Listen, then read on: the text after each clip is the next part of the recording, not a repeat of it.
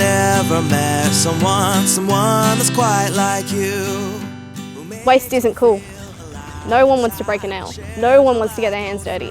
And my friends kind of went, yeah, you need to do this, you're passionate about this. And so that started this snowball. It's turned into an avalanche now. My name's Michaela Fogarty. I prefer to be called Mickey because I find Michaela is far too formal. When I was in year 7, my dad sat me down and went, you need to watch this movie. I was 13 when I first watched The Inconvenient Truth. It made me realise that everything we do has impact. Everything that we do makes a difference in a good or a bad way, and I wanted to start making a difference in a good way.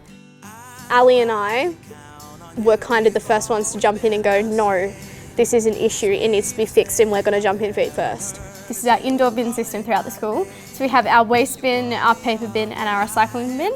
Each one of these bins is placed at the end of each corridor. Well, initially people were really against it. They were really set against it. With some education that Mickey and I have done, it's all turned around. Everyone's really enthusiastic about it.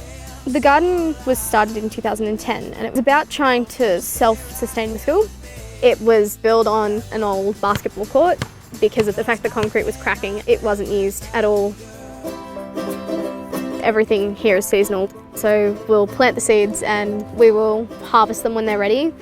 They'll then go over to the canteen, and the wonderful hospitality students incorporate it into the menu and nothing is wasted. The sustainability class will bring the bucket out here in which it'll be composted in our compost heap. If the food is all edible, we'll give it to the chickens and the chooks are then very happy. There's so many little things that we still need to knock out with this project. The biggest complaint we've got with our bin system is the fact that this paper bin is too thin comparatively to the recycling bin. And that's because when people scrunch up their paper, it's really hard to shove it through the thin slot.